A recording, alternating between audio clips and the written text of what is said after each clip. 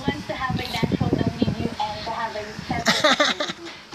Lalo nga raw nakakasa sa pagsasayaw si Balang ngayon dahil paminsan-minsan pa rin daw siya ng Zumba.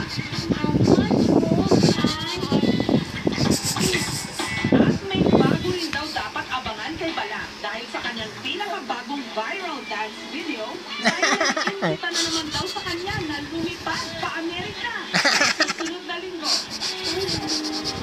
Pero bago siya lumipad, pag-dates, eto muna ang kanyang story music video kasama ang iba't ibang costume players o cosplayer.